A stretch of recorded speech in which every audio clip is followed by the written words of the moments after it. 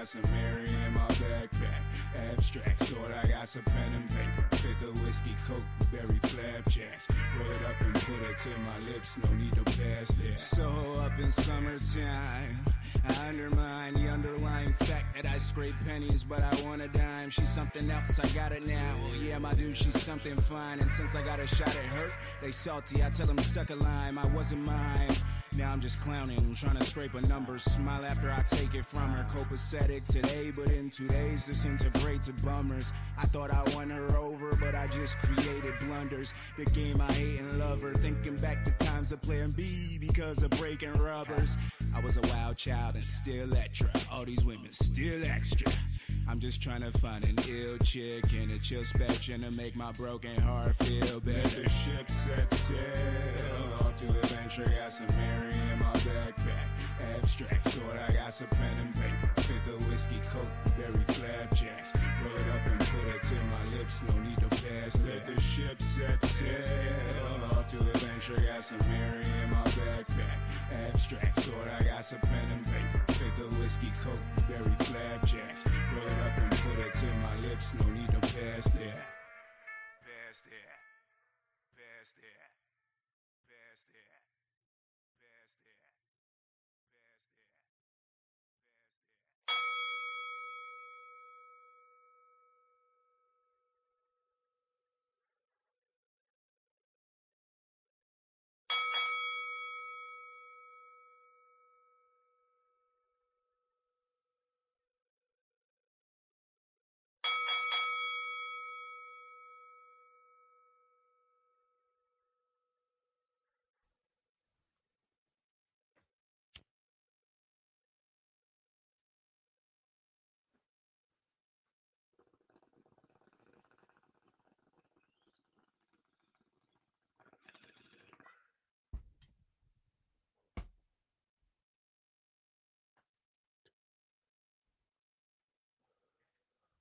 Welcome back, you degenerate motherfuckers. You want some MMA before morning combat? Before everything else happens? I got you. I got you. My name's Gaff. I'm the host of this here channel. I do this shit usually on Sundays. Today we're doing it Monday. But I do a contender series on Tuesdays. I do a CP units on Fridays. We do watch-alongs for PFL, One Championship, UFC on the main card minute. That's right, baby. It's one more round fights. Do not forget to subscribe to the channel. Scan that QR code to my left. You're right there. That is going to let you subscribe to this here channel right here. Don't forget our other channel, Main Card Minute. That's where we do the UFC full card watch alongs as well as other various items. We give you plus money bets all around the clock. One more round on your left, Main Card Minute on your right. We're trying to get to 600. We're trying to get to 600 subscribers on this here channel, One More Round Fight. So please, if you got 4 accounts somewhere laying in wait, go ahead and sub them all to One More Round Fights right now so I could give you your flowers for being the 600th follower, the 600th subscriber, all that shit. Okay? I appreciate you just for coming by.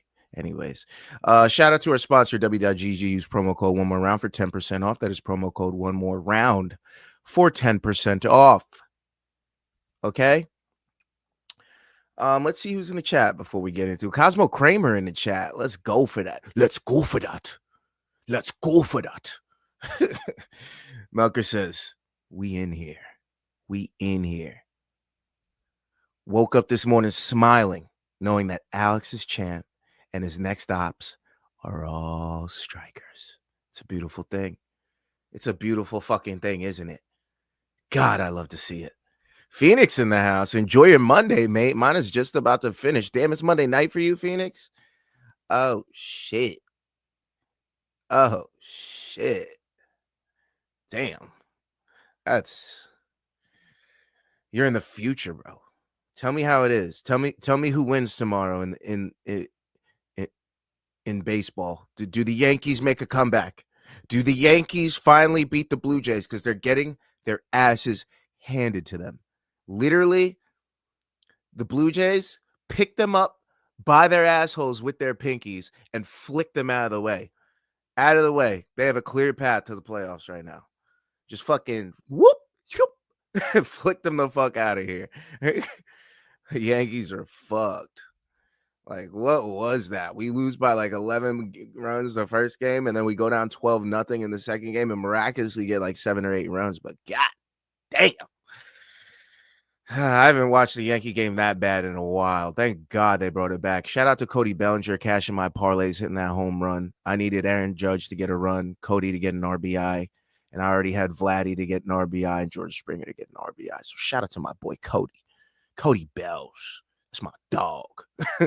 All right, that would have been a bad day. Also, fuck the Bills, man. What the hell was that? What the hell was that, man? You lost to the Patriots with Drake May and Stephon Diggs. You let Stephon Diggs, somebody you cut that you didn't want to pay, Stephon Diggs, you let him run the fuck all over you for 150 plus receiving yards. You had him on your team. You know how to cover him. Oh my God. That was frustrating to watch. And then to lose because I had a Josh Allen 250 yards, 2 touchdowns, and the Buffalo Bills to win parlay. And guess what? 2 or 3 of those hit. So yeah, I'm a little upset with sports as of late, but it is what it is. Let's get into the real reason we're all here. This is MMA, baby.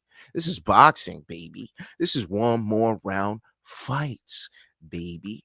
So let's get into some MMA updates, which really isn't MMA updates if you think about it, because what we're going to talk about is BKFC.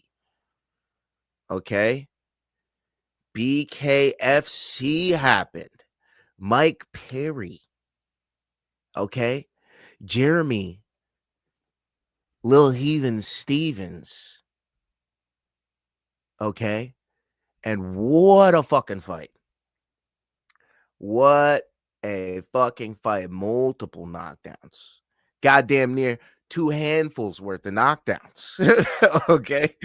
I mean, if there was a very fun BKFC fight that might be the best BKFC fight ever.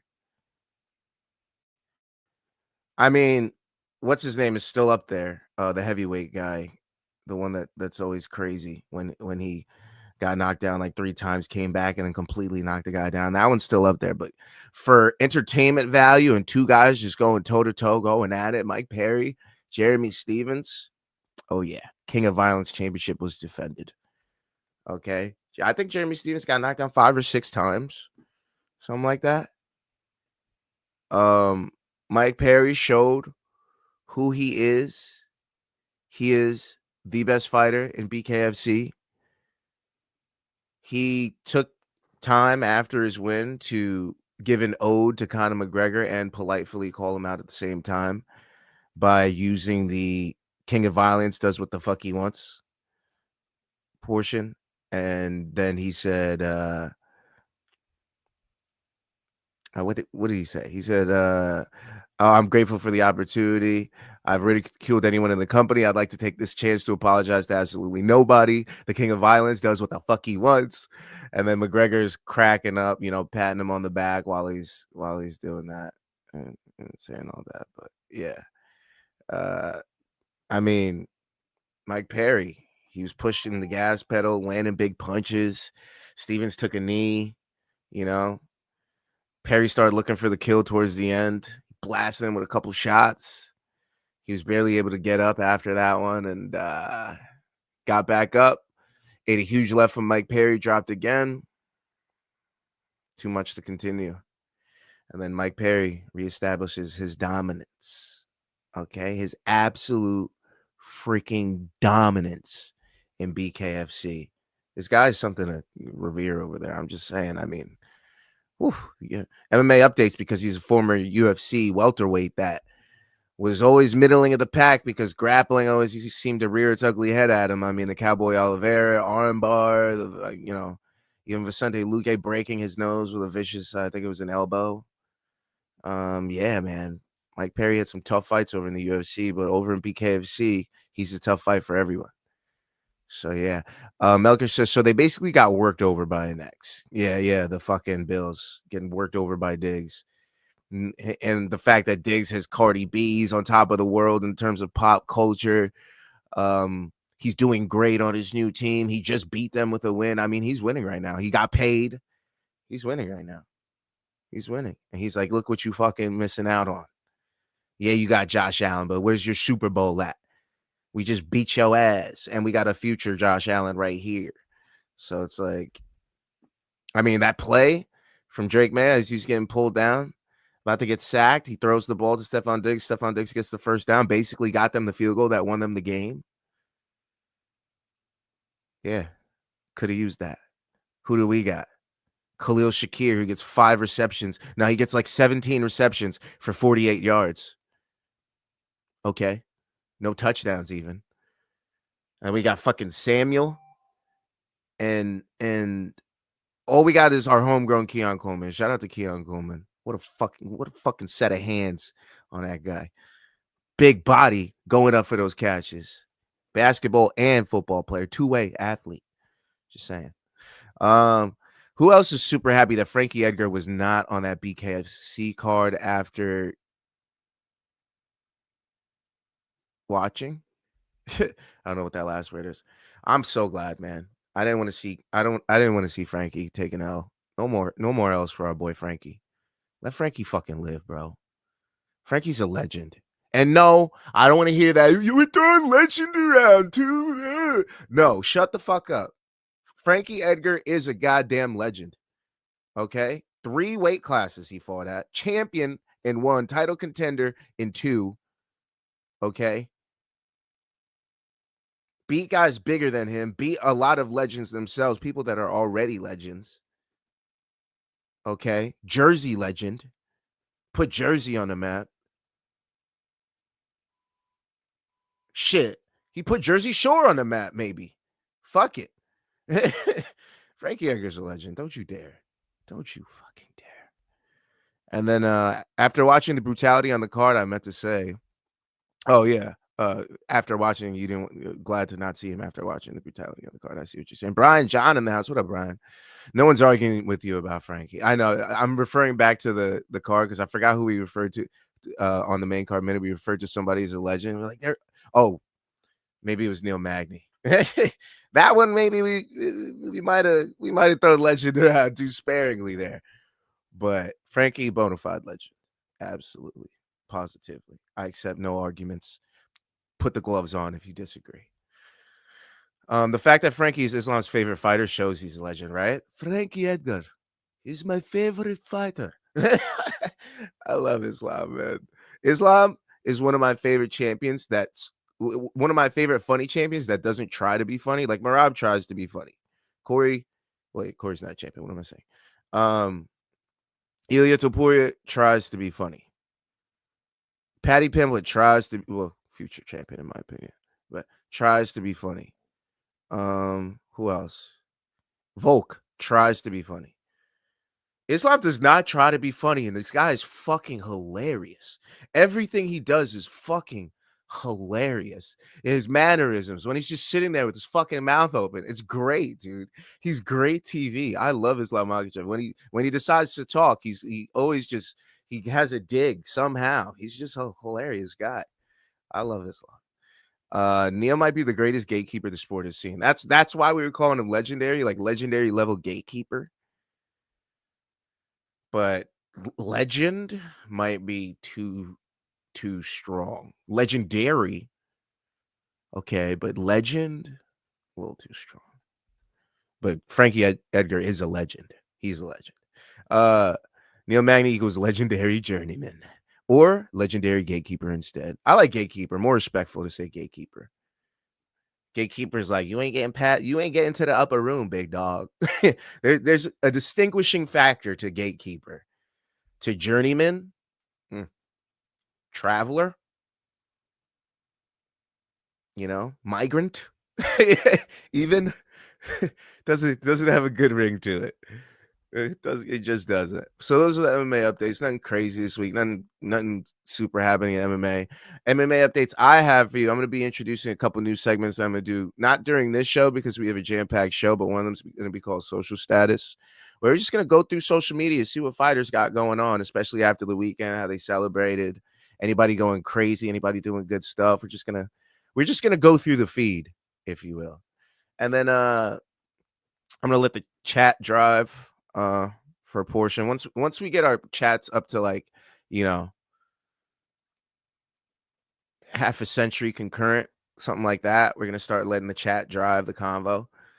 So whatever you guys want to talk about MMA, we're gonna start doing that. So those are a couple segments I'm gonna start introducing. And then Eyes on the Prize is gonna be another segment that we're gonna do where we're gonna keep our eyes on the prize of what's happening in the upcoming week, bets that we definitely want to take, props that we definitely want to take and not miss on. We're gonna have to take them early. Those are gonna be Eyes on the Prize. Okay, so those are 3 segments coming your way starting next week.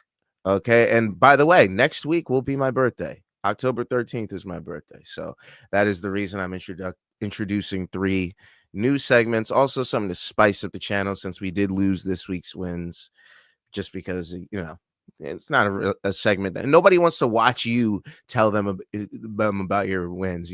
People want to watch you give them good advice that hits. So that's why I discontinued this week's wins. We're just trying to create more intrigue for the channel. But without further ado, after this last comment, we're going to get into all the MMA that happened over the weekend. Melker says, Islam has deadpan serious humor. Like when he asked who gave Dustin his black belt. Who give him this? Who give him black belt? We need to test this, brother. Shapotan defend, move up and let Yuri fight. An Oberg fight. I like the fighter moving up the ranks and getting title shots. Well, Melker moves us right along to topic numero uno, which is, why is this out of order? Wow, it never loaded. That's hilarious. The one that I wanted never loaded, which is so on par for just this shit in general. Ankalaev is defeated and dethroned by Alex Poatan Pereira. Poatan defeats Ankalaev in the rematch and gets his belt back. I mean, if there was a performance that you can say the first fight was a fluke, this was it. To come in there, walk him down immediately, put him on the black line up against the fence, land big shots, drop him with the first big right hand that landed, finish up with elbows and punches on the ground, and beat him up in less than 90 seconds.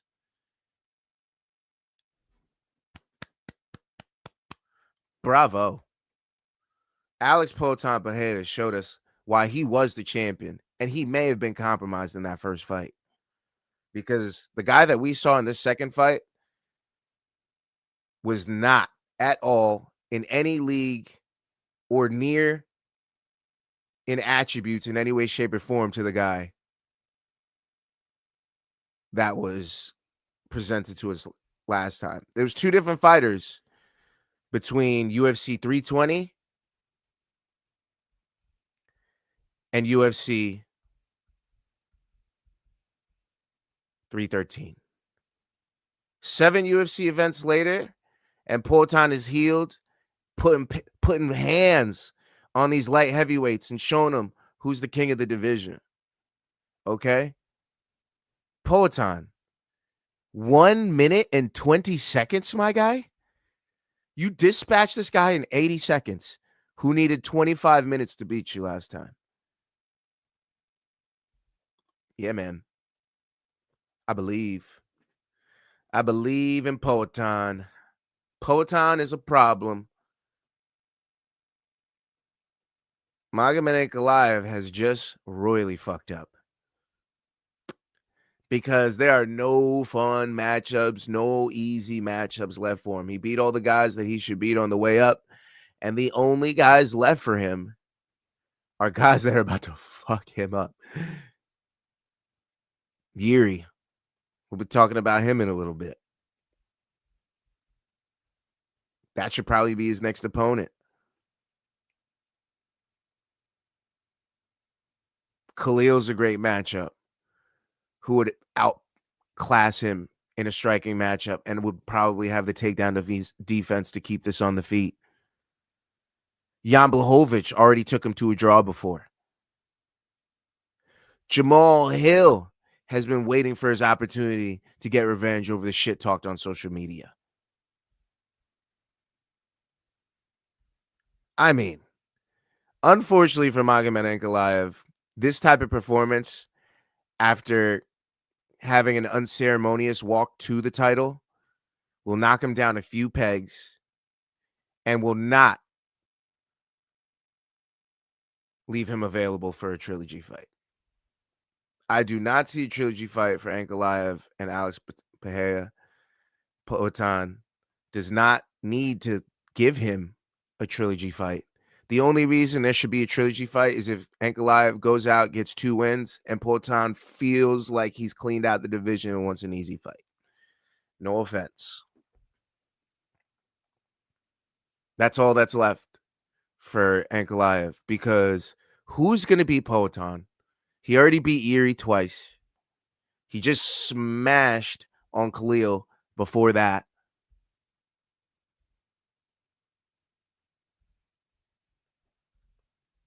Who?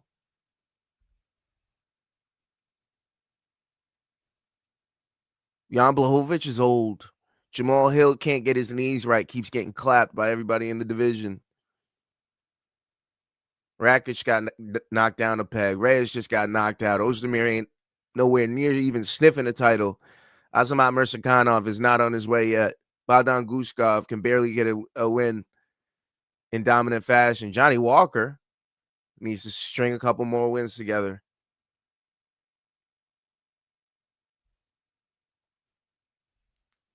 The only next opponent for Alex Poatan Pereira is Carlos Ulberg. Carlos Ulberg won the lottery on Saturday night. If Ankalaev won, he might have had to fight another time. Might have had to wait. Might have had to fight Poatan if Poatan lost. But the fact that Poatan won and has beaten Yuri Prochazka, the other contender in the division, twice already, and is undeserved of a trilogy just yet,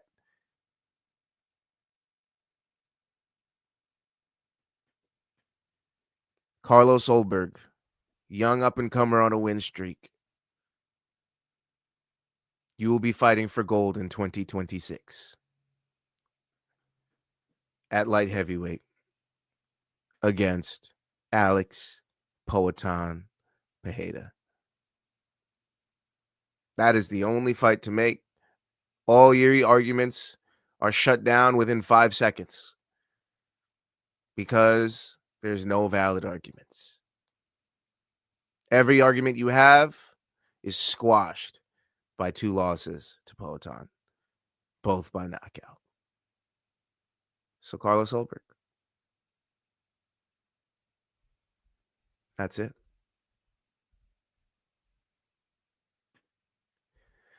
So should Poatan defend or move up? Or move up and let Yuri and Ulberg fight? I like fighters moving up in ranks and getting title shots. I think there's one opponent left for him to clean out, and that is Ulberg. After and if he beats Carlos Ulberg, that is when he should vacate. He can do it now if he would like. If he doesn't have to stay around at light heavyweight anymore. If he wants to get fat and start putting some hands on some heavyweights, go for gold again. Yeah. But my preferred option would be to defend against Ulberg, clean out the division, right? Go up to heavyweight and make Yuri weight. Whether you win or lose, you come back to light heavyweight and have Yuri waiting in the wings. And that should be another win for you. So I say he stays at light heavyweight, defends, holds on to the belt, tries to go up using that light heavyweight belt to not have to fight a contender at heavyweight, to directly go for the belt at heavyweight. If he loses, he still has his light heavyweight belt. That's my move for Poatan. Yuri's got to wait, brother. I'm sorry. Yes, you've been beating everybody else up, but I mean, they rewarded Max with a third shot because the fights were so close. They can't reward you, my friend. Sometimes there's a second guy in the division that just beats the fuck out of everybody else, and nobody could do shit about it. There was Volk and Max. There was John and DC. There was GSP and Carlos Condit / GSP and Nick Diaz. There was Kamaru Usman and Leon Rock. That one doesn't apply. Let's go Masvidal. It just is what it is. We can't just gift out title shots because you're beating people when you can't beat that guy. There becomes a certain point where we shouldn't even be watching this fight anymore. It's kind of like Belignan and who was it in one championship where the guy was 3-1, and I'm like, we're about to see a fifth fight, but then Belignan, I think actually he was winning and then got subbed. But anyways, you know the point I'm making. Shout out to the October Kings. My birthday is on the 8th. Shout out to you, brother. One of my friends' birthdays was on the 3rd. My other friend's birthday was on the 7th. Well, it is on the 7th. I got to text him tomorrow. And then you being on the 8th, I'm on the 13th. I have another friend that's on the 25th, another friend on the 30th, another friend on the 31st. Got a lot of October friends. Shout out to the Libras and the Scorpios in the chat. Brian John says, I want to see Oberg get his shot before Alex moves up. That's what I'm saying. I want to see Oberg, Poatan, let him get a shot at a legendary light heavyweight, a legendary UFC fighter, you know? Melker says, I've never seen a champ fold to pressure like that. I've seen them knocked out cold and never beat down like that. Yeah, I don't know. Maybe he came in with an injury, but no, I can't entertain that. I can't entertain that. The way that looked, it was so bad, and it looked vintage Poatan, and Poatan already started great, and he already started timid. It just looked like Poatan got in his head, and he believed in the Poatan power and succumbed to it. And then Melker says, Oberg versus Alex, Yuri versus Ank. Who does Khalil fight? Thought because he's always entertaining. Khalil should fight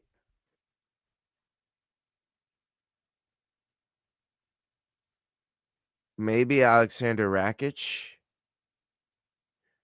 Not Dominic Reyes, because we've seen that striking style beat Reyes. We just seen it with Oberg.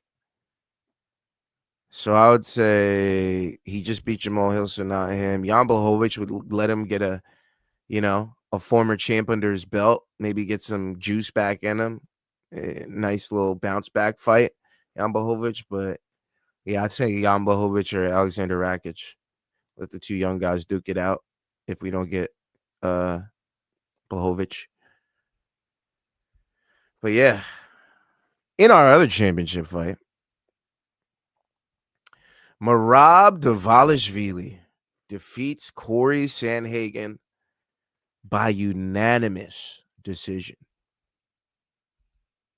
Merab Dvalishvili came out a little slower than usual in round one. Corey Sandhagen staying on the outside, pumping his jab, super high energy, circling quickly, getting out of the way of any takedown attempts, kept it on the feet.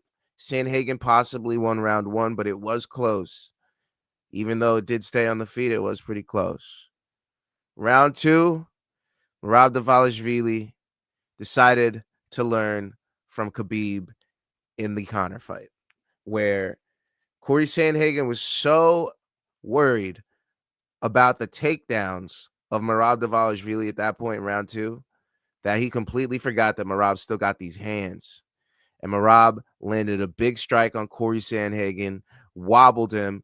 Merab was able to take him down, control him for a majority of the round, and definitely won round two, and that was possibly a 10-8. Okay? Round three happens. Merab gets back to work, big takedowns, goes up a round, possibly 2 rounds if you think round two is a 10-8. Round four, Merab gets back to work. Not as dominant as a round as he had in 2 and 3, but I still believe that Merab had round 4 just slightly. In round 5, Corey Sandhagen was starting to get momentum back, starting to make it look like he was going to do something and make this fight interesting on the scorecards, and then Merab decides to get the takedown a couple more times, puts him on his back, beats him up. Merab Dvalishvili wins by unanimous decision. 49-45, 49-45, 49-46. Merab is an all-time bantamweight champion. All-time, already in the short time that we've seen him fight in the UFC, Merab Dvalishvili has defended the title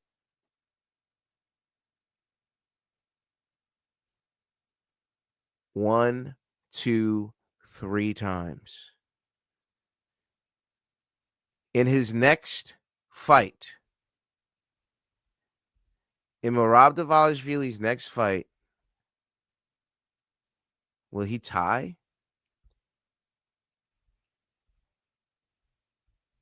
I think he's going to tie at bantamweight for the defenses. 1, 2, yeah, because TJ lost, but defended once after he won it back.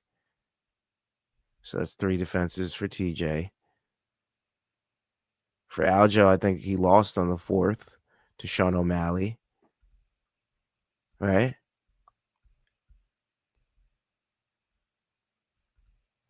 Aljo.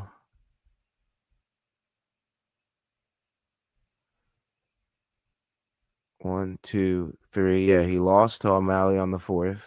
Yeah. So in his next, will it be his next? I just got to remember with Cruz, because Cruz had time off in between. That's what throws me off with Cruz.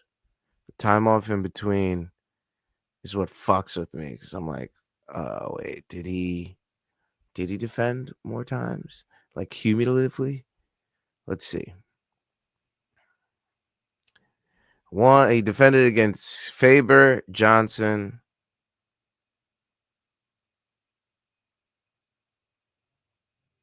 Then won it again, defended against Faber. Yeah. At this point, it would make Merab the greatest bantamweight champion of all time if he defends in his next fight. It would make him the greatest at bantamweight. Better than Renan Barão. Better than Dominic Cruz. Better than what Uriah Faber could have been if you count his WEC run. Better than TJ Dillashaw. Better than Cody Garbrandt. Better than Henry Cejudo. Better than Aljamain Sterling. Better than Sean O'Malley.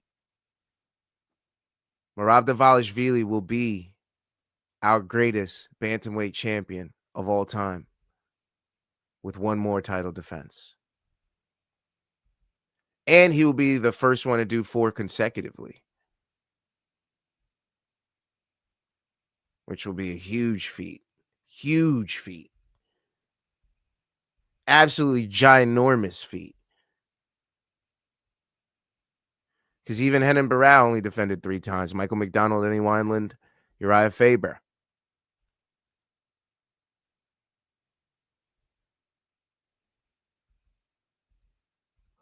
I mean, Merab's record is absolutely insane. And the way he's beating these guys. Granted, not a lot of them were finishes. But he's even beaten champions in other promotions. He's finished Raufeon Stotts.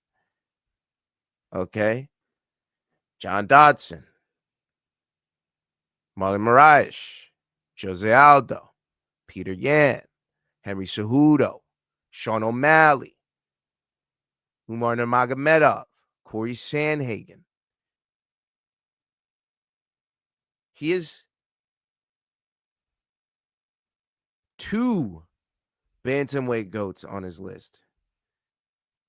Peter Yan,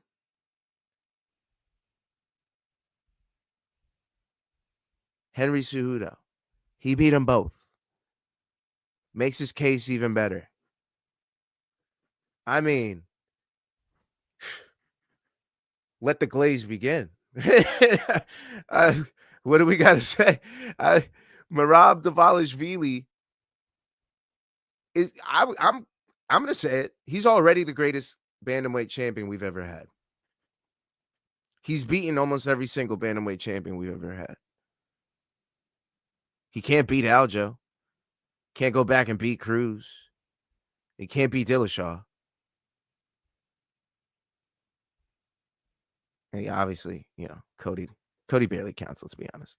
But, I mean, beating Sean O'Malley twice, beating Henry Cejudo, beating Peter Yan, beating Jose Aldo, champion of a different division, having Aljo in his corner, so can't beat him, added plus. I mean, come on, man.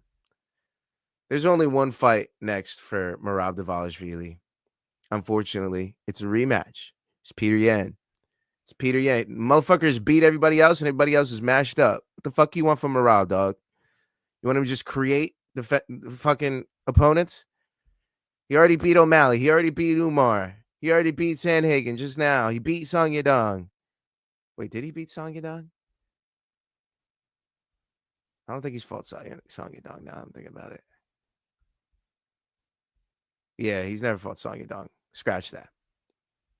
But Song Yadong needs a couple wins if he wants a fight against the champion. He doesn't need to fight Figueiredo. Figueiredo needs a couple wins. He's fighting next week. He might not even get a win. Cheeto? Come on, bro. What are we doing? Mario Bautista's streaking. Training partner of Sean O'Malley. There's a possibility there. But he's still got a ways to work. He's not fighting number 9. He's not fighting number 10. It's Peter Yan, brother. It's Peter Yan. Peter Yan rematch. Former champion. Let him prove he was dominant last time. Boom. Set that up. Maybe if Umar gets another win, boom. Another rematch. But he's in his rematch era until somebody makes a statement. Until Mario Bautista knocks a top 5er out or finishes a top 5er. Until Ayman Zahabi completely dominates somebody in the top 5. Until David Martinez starts to make waves at 135. The only fights from Merab Dvalishvili are rematches and Song Yadong. So yeah. As for Corey Sandhagen, let's finally see that fight, that fun fight that we wanted to see. It's time. It's fucking time. Sean O'Malley, Corey Sandhagen. I want to see some long-ass bantamweights strike against each other. Okay? I need to see it. I need to see Corey Sandhagen popping, doing weird shit. I need to see Sean O'Malley spinning with his weird hair. I need to see it. I need to see it. Give it to me now. Bantamweight. That's the only fight. Honestly, that's the best fight to make a bantamweight right now. That's the only fight to make a bantamweight right now. Everything else is But Sean O'Malley, Corey Sandhagen, give it to me. Need that. I need that. I need that. Okay. See these comments. See these motherfucking comments.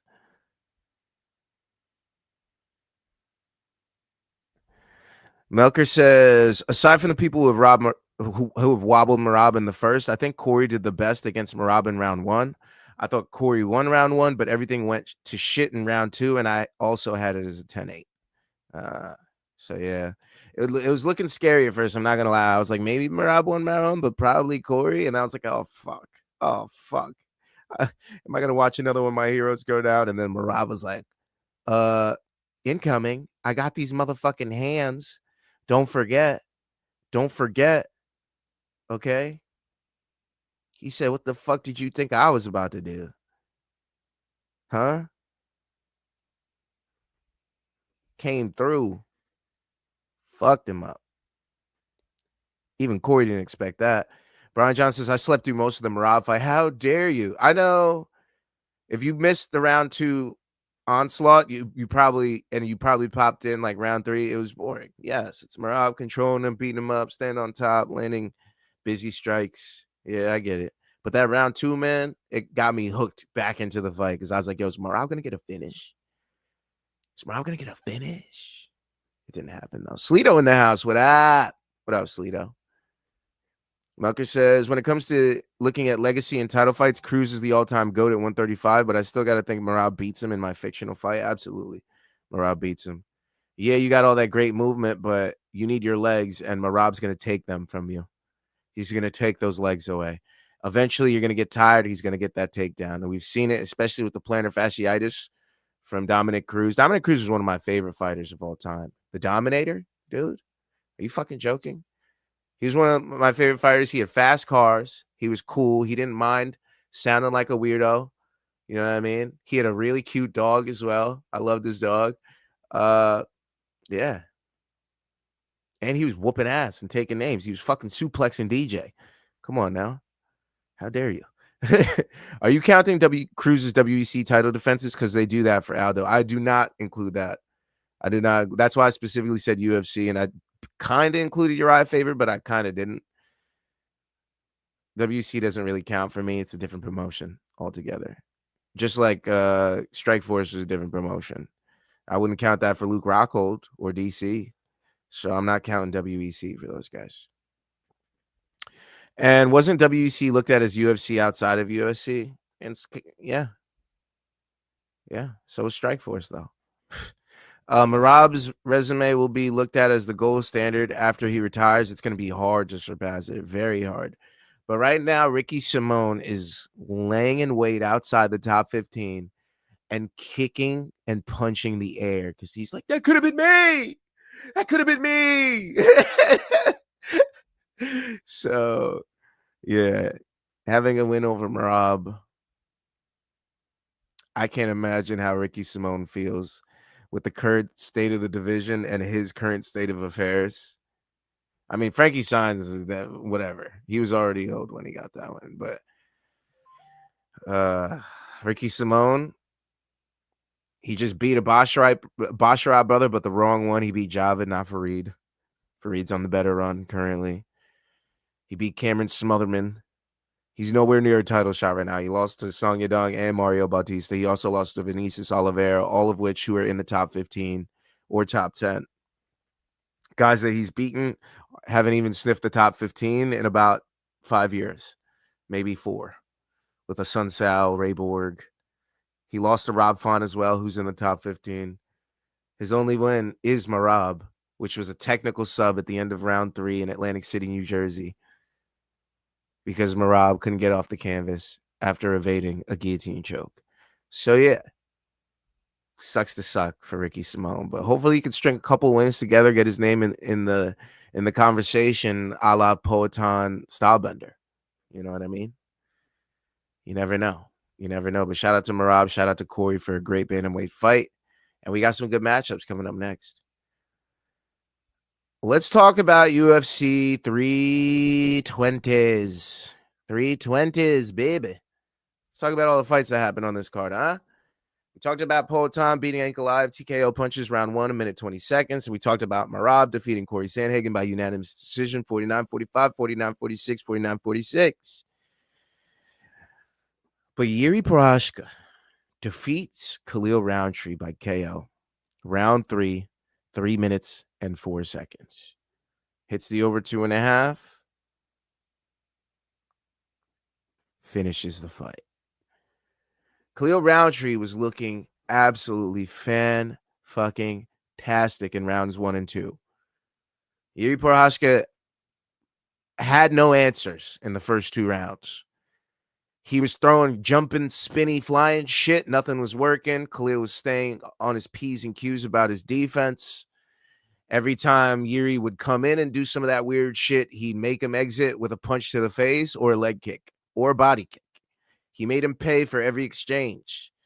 The problem was that was very taxing to Khalil's gas tank, because by the time it reached round 3, he had done so much evading of the big shots of Yuri and so much returns and counter striking to make him pay for all those times that he came in with no regard for Khalil's striking, that round 3 he didn't have a lot left. All he could do was run away from Yuri.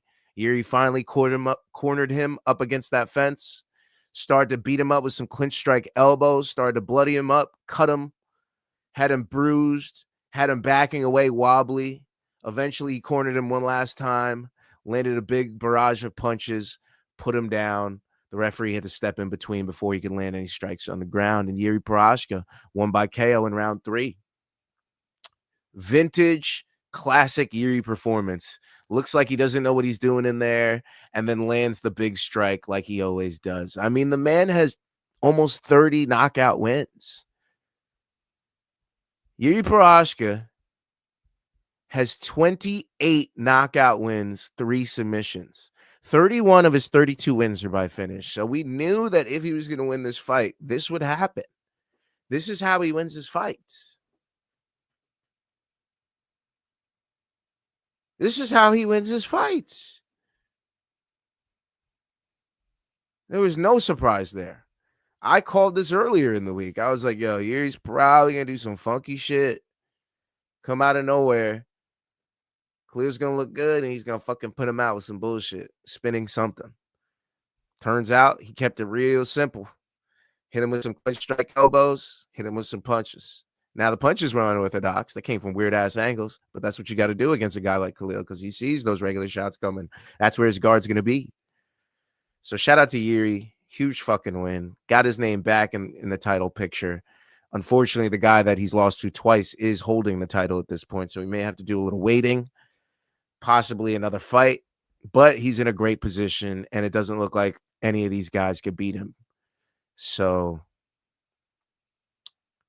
Yuri's looking golden.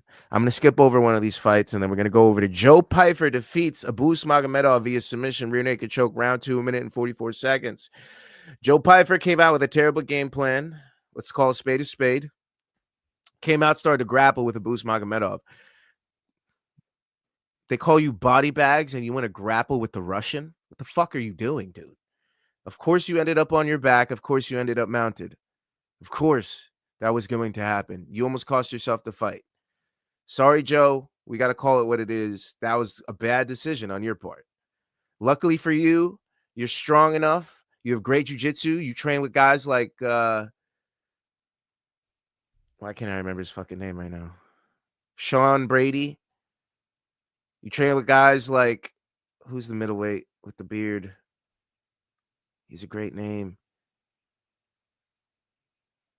I forget. He had the leopard hair, though. I forget. He's a good jiu-jitsu guy. But you trade with those guys out in Philly.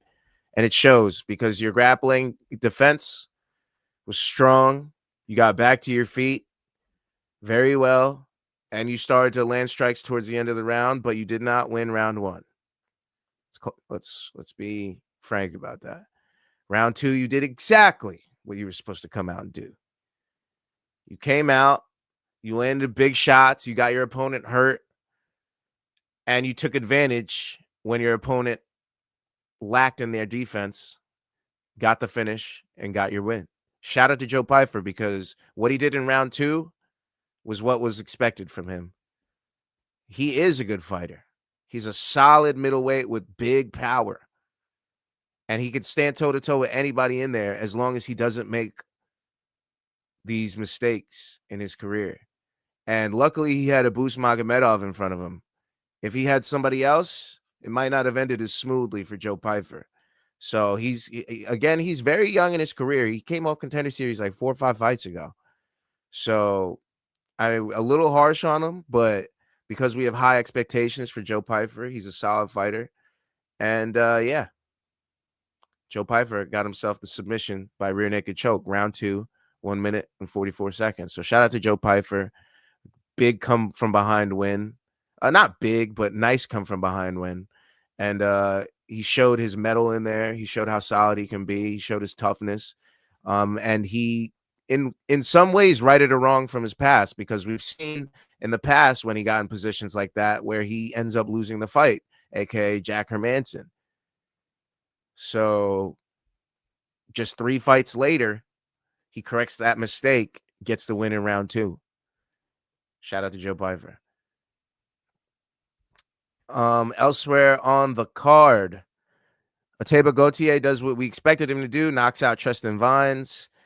TKO punches, round 1, 1 minute and 41 seconds. I mean, the under a half round hit at plus 165. That was crazy. But Ateba Gautier, big cat lover, huge guy, takes on Tristan Vines. I mean, Vines had been knocked out 3 times before by 3 different opponents and early. So this was expected. This was definitely a layup T-ball fight from the UFC to a table Gautier. But he did exactly what was expected of him. We'll give that one an A-. Daniel Santos defeats Juseng Yu via KO punches, round 2, 21 seconds. I mean, I was going to do a segment called Clowning with Gaff, where I ridicule the fighters. But I think I'm not going to make it a whole segment. I'm just going to make it like a piece.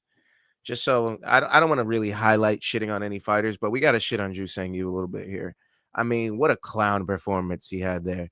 Juseng Yu striking with Daniel Santos the entire fight, getting kind of caught at times, but still showboating because Daniel Santos misses a spinning wheel kick, which 95% of MMA fighters are going to miss 100% of the time. So, you know what I mean? Daniel Santos misses that, and Juseng Yu decides to take those opportunities to showboat, do some shit like that in a fight that he wasn't even winning. I don't think he won round 1. I think round 1 went to Daniel Santos.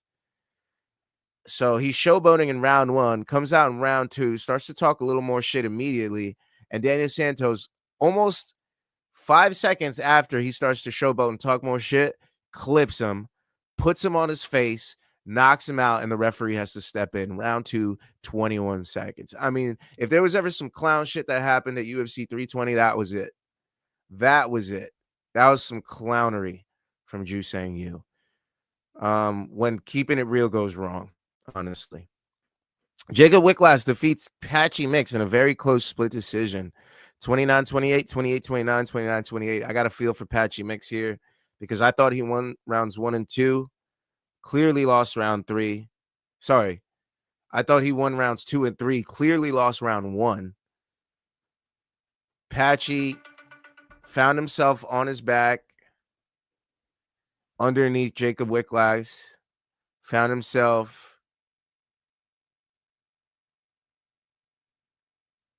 just outmatched, outpaced at one point in the first round. It looked like he didn't have any answers. And then in round 2, he starts to get back to his grappling, starts to put a pace on Wicklass, pushes him back to the fence, takes him down, stays on top, kills some clock, gets round 2. Round 3 tries to do the same, but maybe a little bit too late. Lets Wicklass up early, eats a couple punches, ends up on his back, gets reversed, almost gets choked. Wicklass ends up stealing the fight.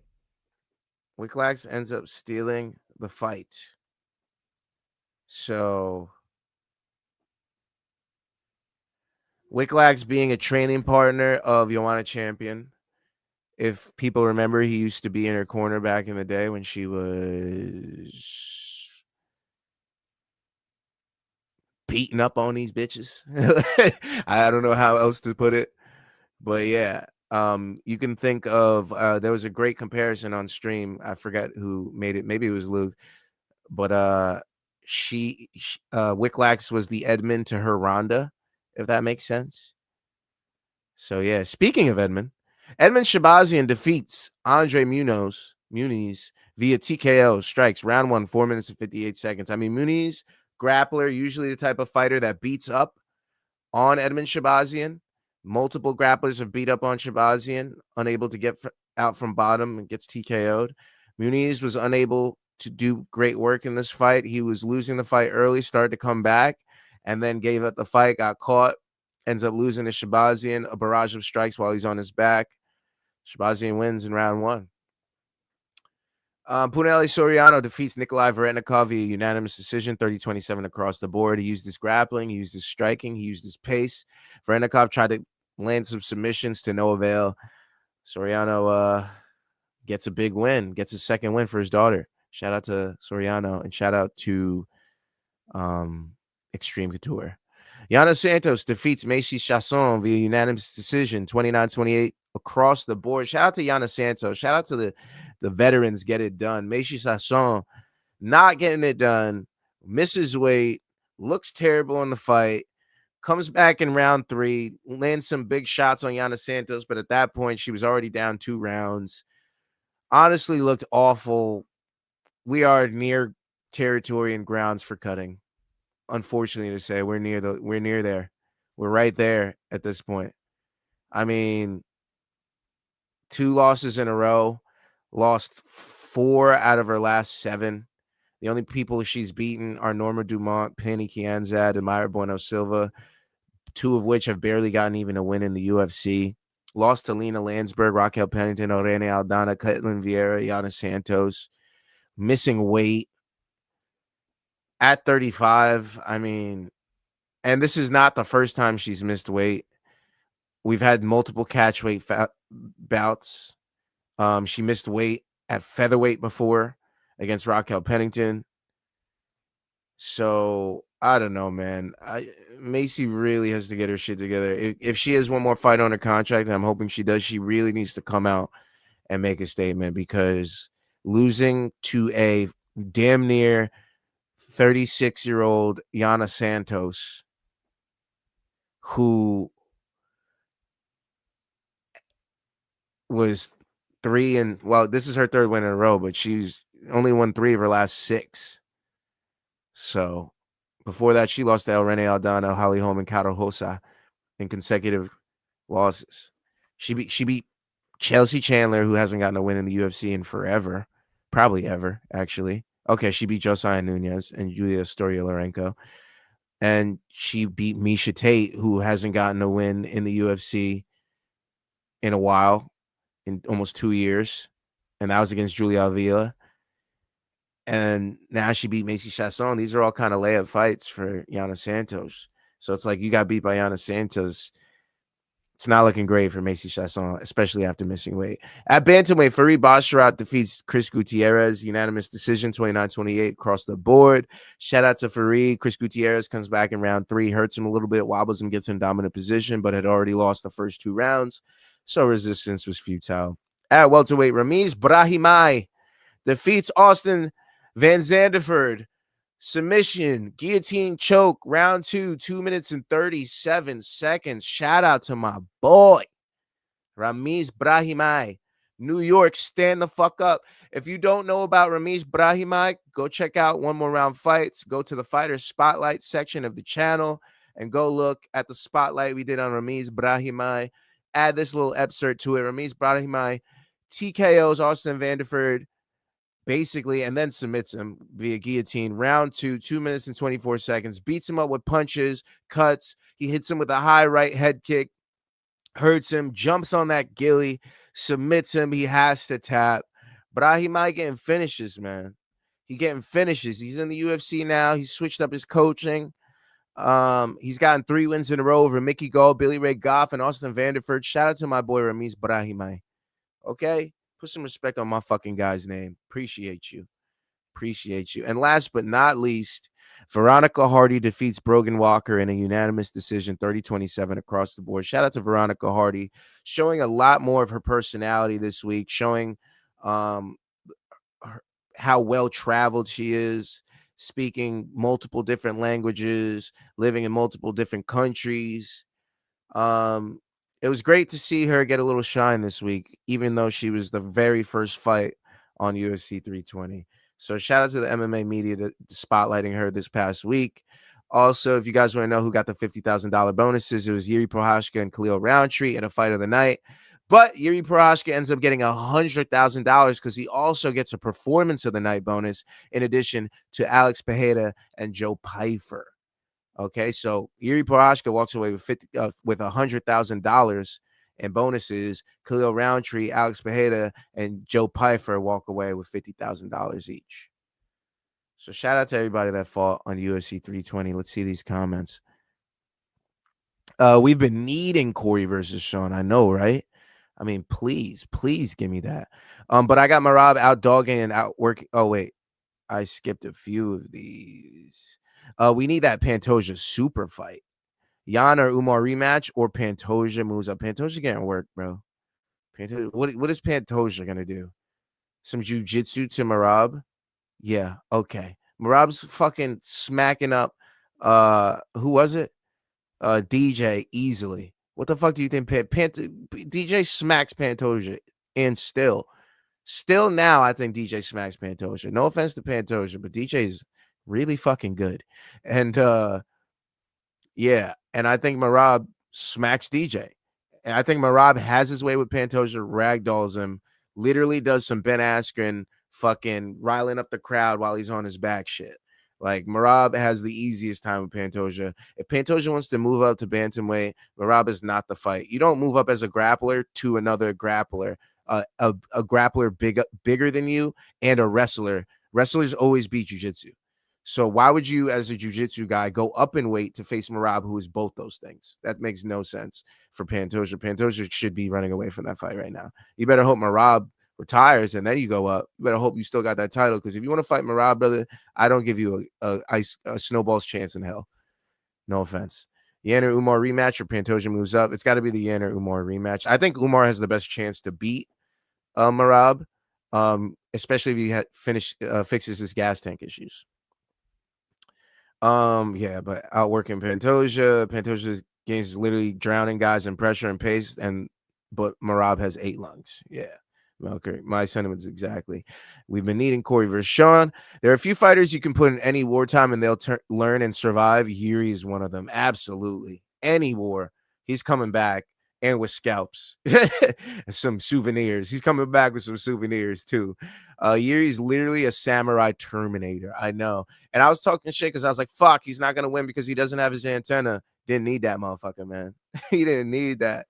He don't need it no more. Send Patchy 2-3 back, 2-3 years PFL and forget. Yeah. I think Patchy might have made a mistake coming over to the UFC because he's having tough fights with guys like Wicklax who are in there. Granted, he's a very talented guy overseas in another promotion, but his very first fight in the UFC, usually octagon jitters get these guys, and it did not get him.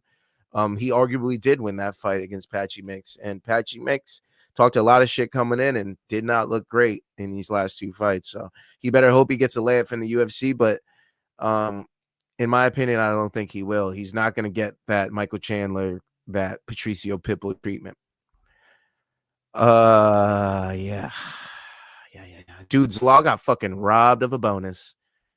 Zalal's win was way more impressive than Pfeiffer's. Well, that brings us to my favorite segment of the week. It's our fighter spotlight of the week, and guess who it is? Wouldn't you know it? It's our guy, a product of Colorado, Factory X, Morocco. Okay? It's Youssef Zalal. Youssef Zalal, aka the Moroccan Devil. He's a Moroccan mixed martial artist who competes in the featherweight division of the Ultimate Fighting Championship, otherwise known as the UFC. Trains out of Factory X with Mark Montoya. He's been training there since 2017. Okay, it might have been even early. He might have started there in 2016. Nope, he's been training there since 2017. Okay, fighting out of Englewood, Colorado in the US of A. Zalal is 29 years old. He's born September 4th, 1996. He is a 5'10 featherweight with a 72-inch reach, fighting orthodox. He is 18-5, 4 knockouts, 10 submission wins. This guy is a finisher. 14 of his 18 wins come by finish. Zalal has grown up fighting other kids in the streets of Morocco. That's kind of where his roots were made in MMA. Okay. To help control his anger, his mother enrolled him in kickboxing at the age of 10. He then moved to the United States at the age of 15 and started training. Okay, he wasn't always a Factory X, but he did find a home there over time. Now, in the beginning of his mixed martial arts career, Zalal fought primarily in Colorado. He had a 7-2 record, with most of his fights happening for Legacy Fighting Alliance. So let's quickly look at Youssef Zalal's record. If you want to know about his hometown, I guess we would classify it as Casablanca, Morocco. Okay, now Youssef Zalal, his very first fight was professional fight, was August 19th, 2017 in Denver, Colorado. It was at featherweight. Okay, and he took on Michael Santos. He submitted him with a Bravo choke at Sparta Combat League 61. In his very second fight, he fought for Legacy Fighting Alliance, LFA 22. He wins by knockout against Maurice Salazar, September 8th of 2017, the very next month. This was round 2, 4 minutes and 41 seconds. This was at lightweight, though. So you can see that he's fought in 3 weight classes over his career. He started at featherweight, took a lightweight bout, obviously because it was the very next month on short notice. Then he comes back down to featherweight in October of that same year. This is his third fight in 2017, and his first fight was in August. August, September, October. 3 months, 3 fights. But this one's back down at featherweight. He takes on Clay Wilmer, submits him with a guillotine choke at Mile High MMA Hem, October 27th of 2017, round 2, 2 minutes and 42 seconds. Takes a little 5-month break, comes back at Paramount MMA Contenders in Denver, Colorado, beats Joey Banks via armbar, March 16th of 2018. This was also at featherweight. And this is his featherweight run at LFA before he gets to the UFC. He takes on Daniel Soto, LFA 39, wins by submission, May 4th of 2018, round 2, 1 minute and 38 seconds. Then takes on Stephen Merrill, wins by Bravo choke in LFA 56, December 7th, 2018, in the very first round. This was in Minnesota. Okay, so this was his first fight in LFA outside of Colorado, and his first fight in general outside of Colorado. He then fights at LFA 57 in Broomfield, Colorado, January 18th of 2019, just before the pandemic, a year before the pandemic. Takes on UFC fighter Jose Chepe Mariscal. He loses the fight by unanimous decision. Unfortunately, this marks the first loss of his career. He is now 6-1. Goes on to take Matt Jones at LFA 65 and loses that fight via split decision.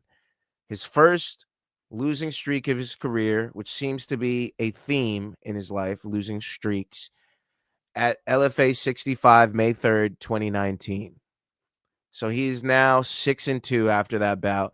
Comes back at LFA 79 with a flying knee knockout of Jaime Hernandez, November 22nd of 2019. So has a bad 2019. January 18th takes a loss. May 3rd takes a loss. Ends the year with a knockout. 2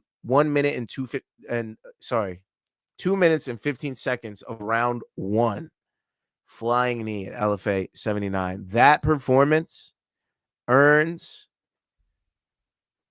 Youssef, the Moroccan Devil Zalal, a shot in the UFC. In his promotional debut, he takes on newcomer Austin Lingo, February 8th, 2020, just before the pandy. Okay, just before the pandy. UFC 247 gets a unanimous decision win in Houston, Texas. He's now 8-2, takes on Jordan Griffin at UFC on ESPN, Poirier versus Hooker. That was where, no sound in the stadium. Poirier and Hooker went to absolute war. You could hear every shot. He beats Jordan Griffin by unanimous decision June 27th of 2020 in Las Vegas, Nevada. And then beats Peter Barrett at UFC Fight Night, Lewis versus Oleinik by unanimous decision August 8th of 2020 in Las Vegas as well. So he's now 10-2.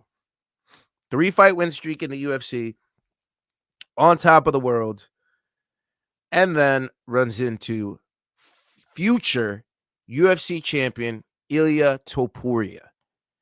Goes to absolute war, eats a few big shots, gets taken down, controlled,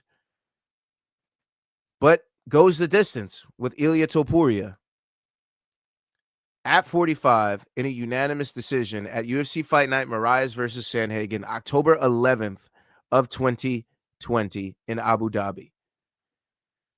This is the second losing streak of his career because he goes on to lose to Choi Sung-woo by unanimous decision at UFC Fight Night, Overeem versus Volkov, February 6th of 2021 in Las Vegas, and then loses again to Sean Woodson by split decision at UFC Fight Night, Rosenstrike versus Sakai, June 5th of 2021. So the pandemic started well for Youssef Zalal, ends terribly.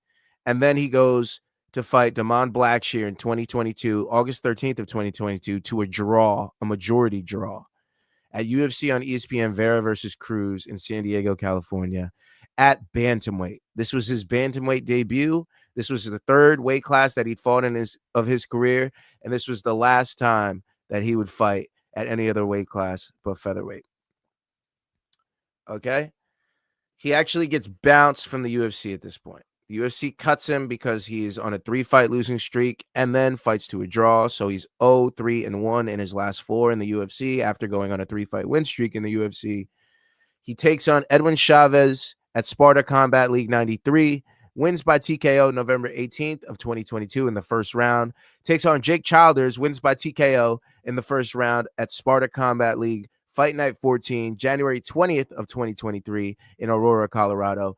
And then beats Vadim, I'm not even going to attempt that last name, by arm triangle choke submission at Sparta Combat League 98, August 19th of 2023 in the very first round. He also wins the King of Sparta tournament at featherweight. So this is finally enough for the UFC to take a look at him and be like, you know what?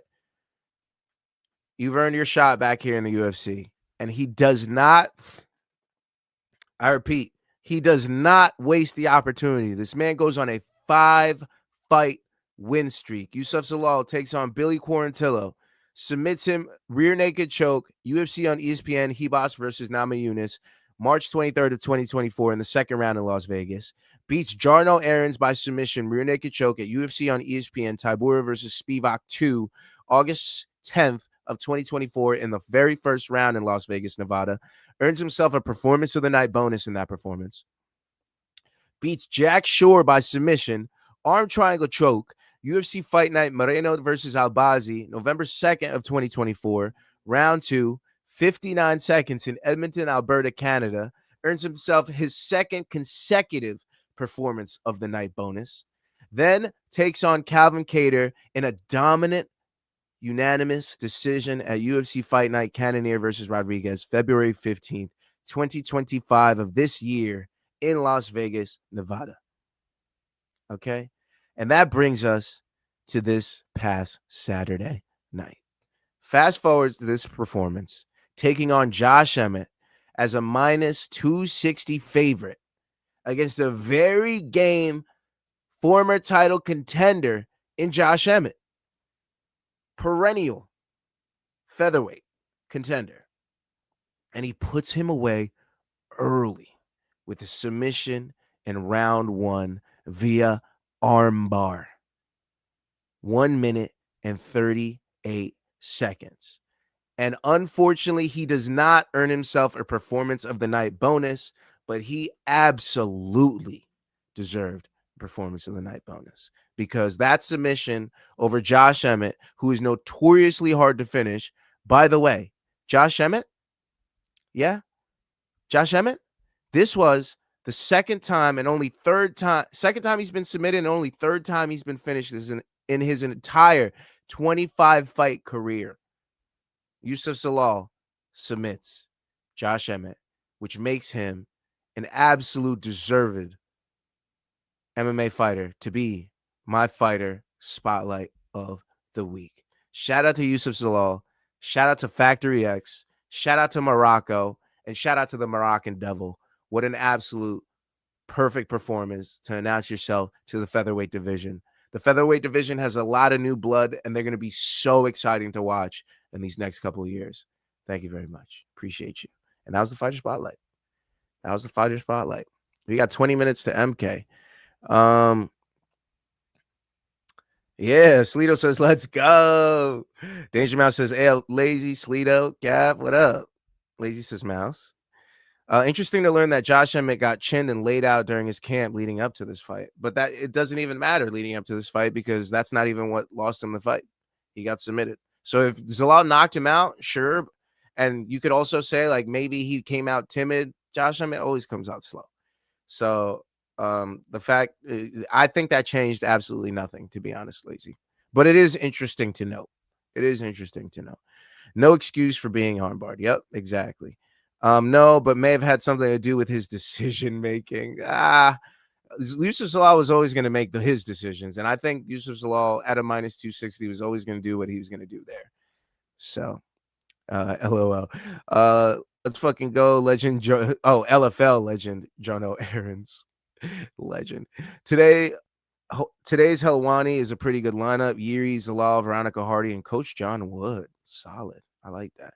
And shout out to me for drafting him. But yeah, that was UFC 320. That was the fighter spotlight of the week. And we just got a couple more things in MMA to talk about. Okay. Just got a couple more things in MMA to talk about. All right. PFL Champions Series 3 happened. And we had the rematch between Uisma Nurmagomedov and Paul Hughes. And this time, I believe that Uisma Nurmagomedov left no doubt as to who is the rightful lightweight champion.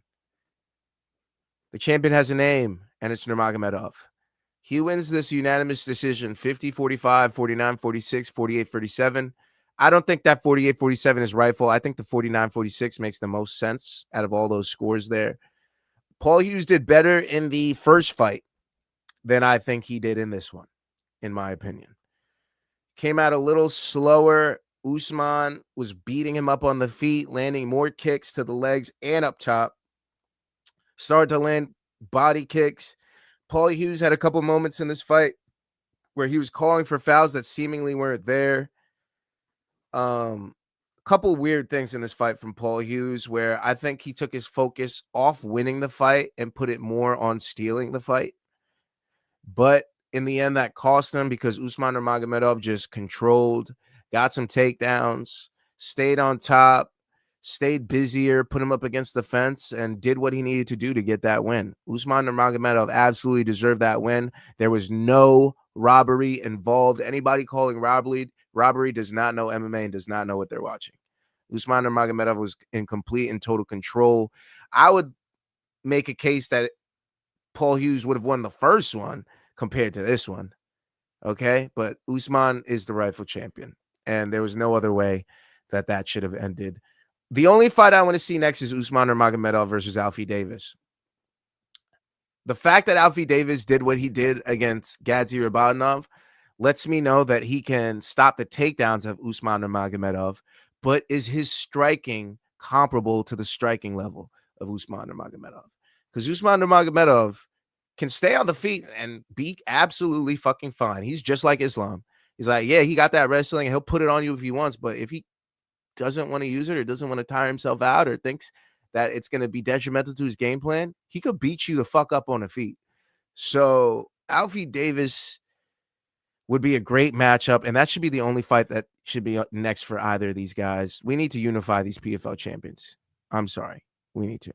And moving on, and in that same vein, Corey Anderson defeats Dvalishvili Yakhshimurdov via unanimous decision, 49-45, 48-47, 49-45. Another rematch. This was the second time these two fought as well. The first time Corey Anderson knocked out Dvalishvili Yakhshimurdov.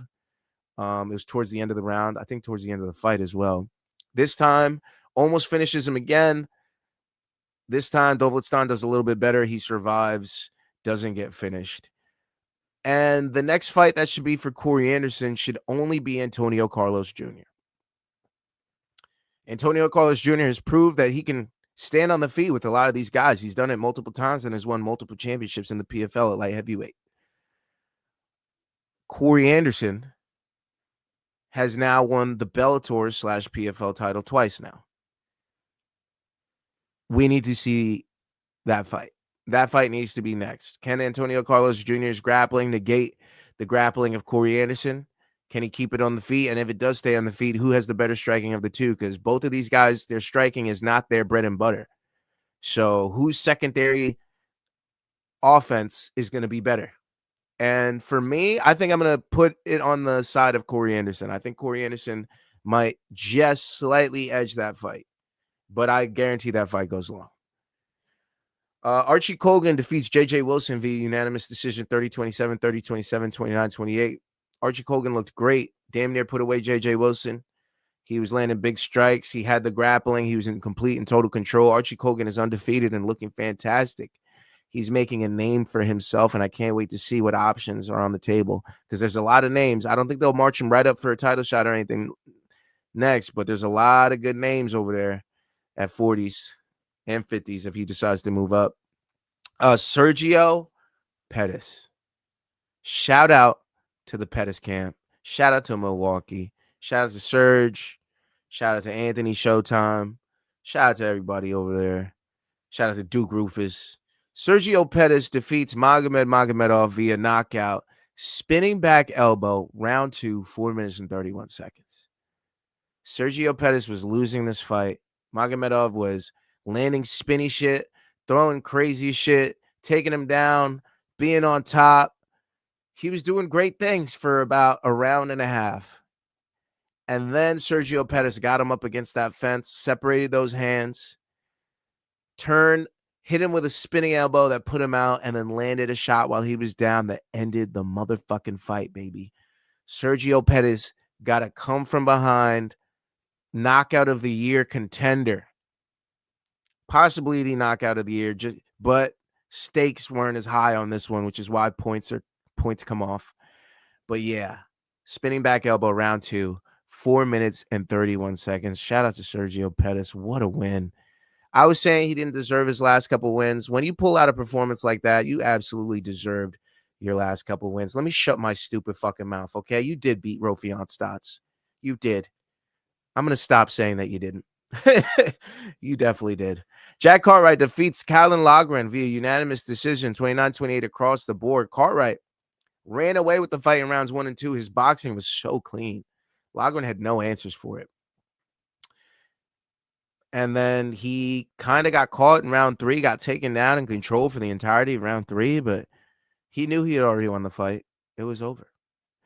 Puya Ramani defeats Slim Trabelski via TKO punches, round 1, 2 minutes and 47 seconds. The AKA product took an L here. Puya Ramani, big social media following. I think he's got 500,000 on social. Takes out the undefeated Slim Trabelsi. Yeah. Heavyweights, man. It only takes one. Florim Zendelli defeats Omar El Dafraoui via unanimous decision, 29-28 across the board. Round 1 controls Dafraoui. Round 2, yeah, honestly, Dafraoui just tried to land the big shot and never ended up landing it. I thought he lost all 3 rounds, 30-27, but 29-28 leads me to believe that possibly he won round 2. And then Miroslav Akhmov defeats Luan Sardinia via split decision, 28-29, 29-28, 29-28. It is what it is with that fight. Takeshi Izumi defeats Vinicius Sensi via unanimous decision, 30-27, 29-28, 29-28. Sensi shit the bed there. Ain't nothing to say about that. Should have been his fight. He decided to go with a terrible game plan, keeping you on the feet, not grappling. And when you have 8 submission wins on your record, you should probably take the fight to the floor. Mak Sharif Zainikov defeats John Mitchell via unanimous decision, 30-26, 29-28, 29-28. And Jarrah Al-Salawi defeats Gregory Babin via split decision, 29-28, 28-29, and 30-27. And that does it for PFL Champions Series 3. All right. We also had one championship happen over the weekend. One Fight Night 36 happened. Okay. We had a championship fight between Jonathan DeBella and PK Sanchai. And DeBella wins by unanimous decision. This was for the one strawweight kickboxing championship. This was a title unification bout, and Jonathan DeBella landed the cleaner strikes, put his opponent in the corner more, landed nice knees in the clinch. Sorry, not in the clinch. He landed nice elbows. Was it elbows or was it knees? I don't even remember. But DeBella was putting it on Sanchai. He was putting him in that corner and getting work done. Ong Lan Song defeats Sebastian Kadistan via TKO round 2, 2 minutes and 20 seconds. My man, this was his retirement fight, basically his Hall of Fame induction ceremony, if you will. And yeah, I mean, this was a hard, tough battle. He stood in front of his guy, landed the bigger, better shots, put him in the corner, landed big knees, big punches, hurt his opponent, drops him, and then wins the fight. Ong El Song gets another vintage classic win by finish, doing what he does best, putting hands on these guys. So shout out to him.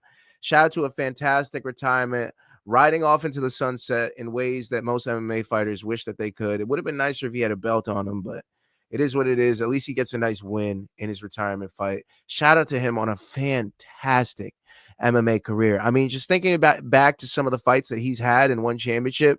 I mean, Yushin Okami, Renner de Ritter 2 times, Brandon Vera, Ken Hasagawa 2 times. I mean, I'm missing a big one. Gilberto Galvao. Yeah, man, he's had a bunch of good fights. Vitaly Bigdash. You know what I mean? All y'all saw him, man. He's one of the most storied champions in one championship. So if you don't know his story, you should go check him out. Very good fighter. Had more than a few wars over his career, and all worth a watch. Aslamjan Ordakov defeats Kanthorny Song Somai via unanimous decision in a Muay Thai bout. Mansur Malakayev defeats Jared Monkey God Brooks via submission. North-South choke, round 2, 2 minutes and 9 seconds. Jared Monkey God Brooks got put to sleep right in the center. I mean, his opponent gets on top of him, puts the north-south in. He's trying to get out of it. He's squirming, and then his body goes stiff and starts to do some weird shit. And Malakayev defeats him by submission. Jared Monkey God Brooks on a little slide in one championship as of late, unfortunately. Can't get it together right now. Sanzar Zakirov defeats Hu Yang via unanimous decision in an MMA bout. Akif Guluzada defeats somebody by unanimous decision in a Muay Thai bout. Fabricio Andre defeats Eduardo Granzado via unanimous decision in a submission grappling bout. Selena Flores gets a big win over Marie McNamara via unanimous decision in a Muay Thai bout. These girls were going to war. Shout out to Selena Flores. I mean, she wanted that win. She tried to get a finish. Shozo Izojima defeats Nicholas Vigna via TKO. Round 2, 4 minutes and 19 seconds in an MMA bout. I mean, this was a knockout to go watch. Go watch this. This was a bloody war. Go watch it and thank me later. But yeah, that does it for One Fight Night 36. Okay, that does it for MMA. Honestly, there was a big MMA slate. That's why I wanted to take my time with it. Almost took 2 hours on this motherfucker. We got 10 minutes left. And with that 10 minutes, I only do 2 things. I talk boxing and I talk my picks for the upcoming week. So with this last 10 minutes before MK, let's talk about the upcoming boxing slate. Shall we? Guys, we had no boxing this past week, as you can see, because I'm not talking about any boxing bouts. We're going straight into the upcoming slate. Well, guess what? We got some Philly boxing on the zone, motherfucker.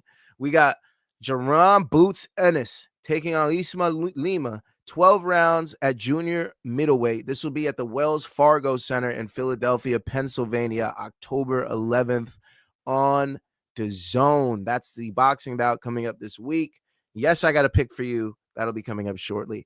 October 18th in Brooklyn, New York, we're going to have Danny Garcia taking on Daniel Gonzalez, 10 rounds at junior middleweight. Don't forget about that bout in Brooklyn.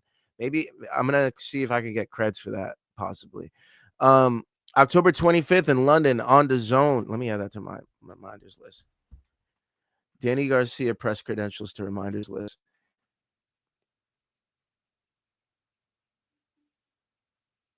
Thank you.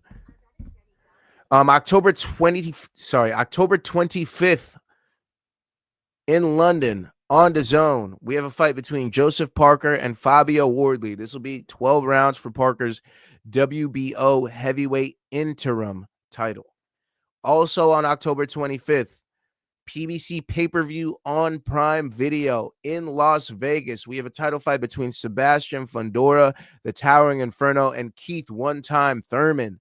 That'll be 12 rounds for Fundora's WBC junior middleweight title. November 1st in Manchester, England on the zone. We have Joshua Boatsi taking on Zach Parker, 12 rounds at light heavyweight. We also have Bradley Rhea taking on Lyndon Arthur, 12 rounds at light heavyweight, and Daniel Lappin taking on Troy Jones, 10 rounds at light heavyweight. November 8th in Fort Worth, Texas on the zone. We have Virgil Ortiz Jr. taking on our Haitian brother, Erickson Lubin, 12 rounds for Ortiz's WBC junior middleweight interim title. You know I'm going to be rocking with Lubin for that fight. Haiti, stand up. We got to stand up for our guy, Erickson Lubin. It's been a Haitian year. It's been a Haitian year in combat sports between Thad Jean, between Neil Magny, between JP St. Louis. It's been a good year for the Haitians. That's all I got to say.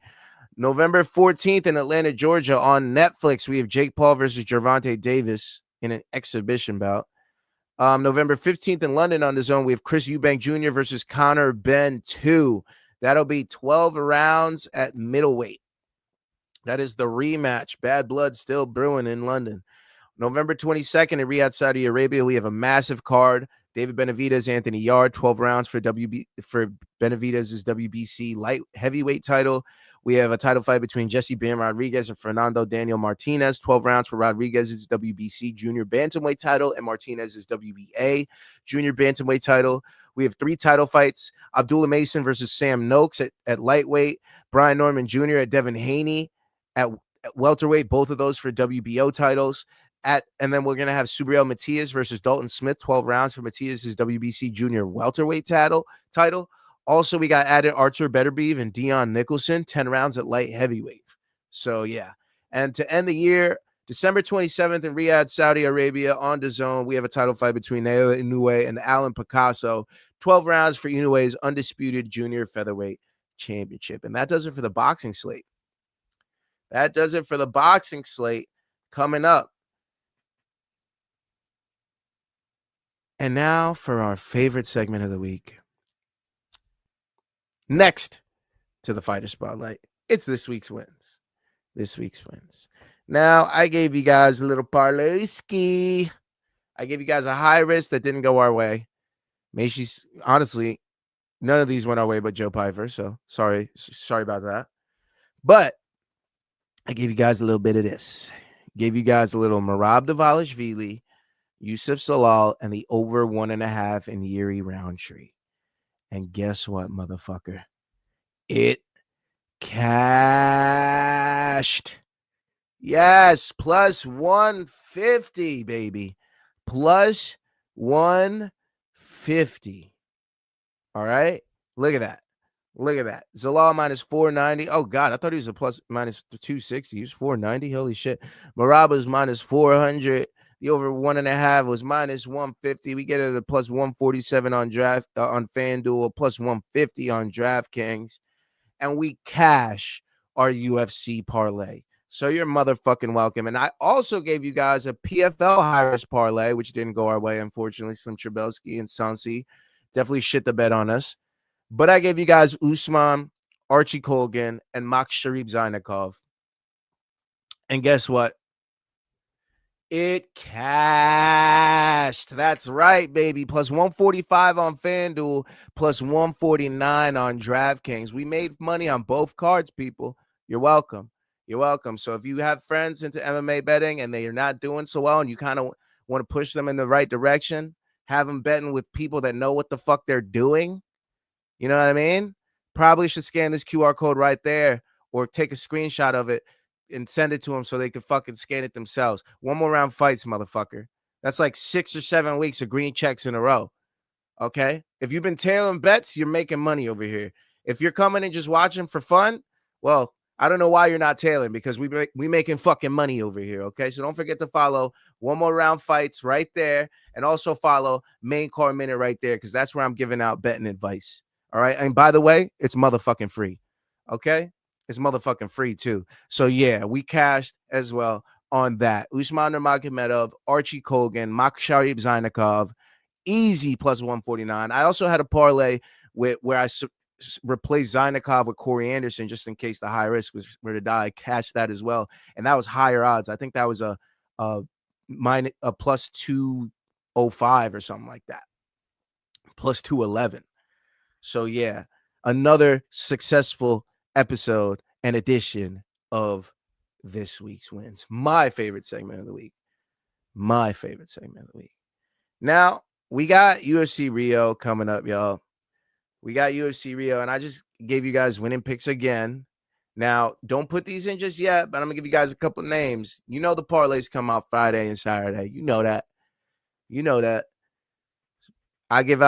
going to be doing CP units Friday, at which time I'll give out my full picks for the entire card. But for now, I'm going to give you guys a couple of names where I'm leaning these names. Okay. And I feel confident, very confident in the first 4 that I'm going to say. The main event is Charles Oliveira and Mateusz Gamrot, which I'm going to tell you about last. But the guys that I feel very confident in coming into this UFC Fight Night Rio, and yes, obviously they all happen to be Brazilian. No surprise there. Except for one. Montel Jackson. Okay? Montel Jackson, I don't think is going to lose to Deiveson Figueiredo. I just don't see that happening. Montel Jackson hits too hard. He's too big. Deiveson Figueiredo is going to need to have success grappling to beat Montel Jackson, and I don't think he will. I just don't think he will. You have to be a very strong wrestler, big, strong takedowns to be able to beat a guy like Montel Jackson, and that's not what Figgy does. Figgy's more of a trips guy. Figgy's more of a circle, take your back guy and land big strikes. And if you're going strike for strike with somebody, Montel Jackson about to put you the fuck out, my guy. Just ask Damon Blackshear. But yeah, guys like Brett Johns, Ricky Simone, powerful wrestlers, powerful grapplers. Yeah, they unanimous decision Montel Jackson, but that is not what Deiveson Figueiredo is. So I'm fading Deiveson Figueiredo, Montel Jackson. I will be on Montel Jackson this week. Also, Ricardo Ramos. I have a lot of confidence in him taking on Khan Offley. Why the fuck is he priced so low? He should be a minus 300 against Khan Offley. Let's be honest. No offense to Khan Offley, but you have done absolutely nothing in the UFC and have been finished violently. So Ricardo Ramos has violent finishes. Granted, he's a sub guy. He's got some spinning back elbows too. Ricardo Ramos for the win. I also like Lucas Almeida to beat Michael Aswell. I don't have a lot of confidence in Michael Aswell. That one's more of a fringer. I think Lucas Almeida should do well and should get a decision win, if not getting a knockout finish, possibly just a finish in general. But I like Lucas Almeida. And obviously, we're rocking with Walter Walker. We ain't ever rocking with an Usman in 2025, bruh. All they do is lose me money. Lost money on Buckley. Lost money. No, we're going Walter Walker. With the Walkers are up right now. We were talking about this recently, how sets of brothers don't normally do well at the same time. Well, both sets of brothers are doing well at the same time, and now we're pitting them against each other. Walter Walker versus Muhammad Usman. Who's going to win at heavyweight? I got the Brazilians in Brazil. It is what it is. It's a road game for Muhammad Usman, and he's young in his fight career. He hasn't had to do this too many times just yet. So I don't think he's going to respond to this well. I think Walter Walker will, and Walter Walker is going to get the win. And last but not least, I like Charlie Olives. To beat Mateusz Gamrot. And my last pick, so you guys can get off to MK, is on the Boots Ennis versus Uisma Lim fight. Jaron Boots Ennis, TKO 1-6. The motherfucker is in Philadelphia. He is headlining the card. He needs a big win to set up a big fight. There is no reason that he is not getting this finish. If he doesn't get it in 1-6, it'll happen in 7 or 8, okay? Jaron Boots Ennis, TKO this weekend. No other bets should be going in. No decisions, no nothing. Jaron Boots Ennis by TKO. Jaron Boots Ennis in rounds 1-6. And that completes my show. I'm getting the fuck up out of here. You guys enjoy MK. You guys enjoy Ariel. You enjoy the rest of your week. We'll see you guys tomorrow for Dana White's Contender Series on this here channel. Don't forget to follow on social. Scan the QR code below. Like the video as well before you get on out of here. Subscribe. Please, we're trying to get to 600. We're trying to get to 600 subscribers. So please, please, please subscribe to the channel. We're trying to make some money off this thing. And then don't forget to sub to the Main Card Minute right here on my left. That's where Luke's channel is as well. We'll be there on Saturday for UFC Rio. 1 more round fights. Main Card Minute. Don't forget to be a fan of the channel. And also, sponsors, hit me the fuck up. Stop being a bitch. Hit me up. What the fuck? I don't got no rolling paper sponsors. I don't got no juice sponsor. I don't got no fucking, no sock sponsor, no lighter sponsor, no water sponsor, no supplement. Well, I have W.GG. We got W.GG. But the rest of you motherfuckers are sleeping on me, and I'm going to remember this shit. Anyways, I'm out of here. Enjoy the fights.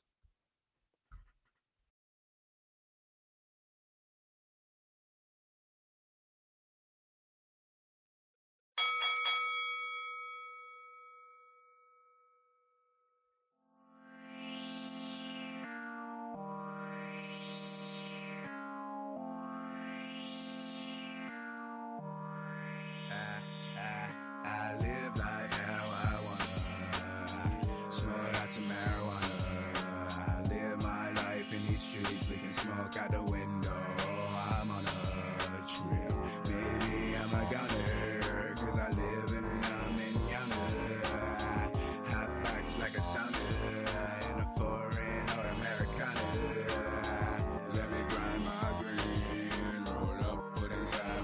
weed. Those wonder the sky go the highest. Then go puffin' like my trees. Floating on an endless cloud. Who's blessing? Yeah, I'm hitting loud. Blowing smoke like guns blazing. Blowing holes in the span of one day. And I'm saying I live life how I wanna. Smoke lots of marijuana. I live my life in these streets. Making smoke out the window. I'm on a tree. Maybe I'm a gunner. Cause I live in a manana. Hot box like a sauna. In a foreign or Americana. My eyes low, my vibes up. Yeah, my fire smoker goes to sign us. If you want, I got more in the grinder. After the blunt, you can call me a highness. I live life how I wanna. Smoke lots of marijuana. I live my life in these streets, licking smoke out the window. I'm on a trip. Maybe I'm a gunner, cause I live in a manana. Hot box like a sauna. In a foreign or Americana.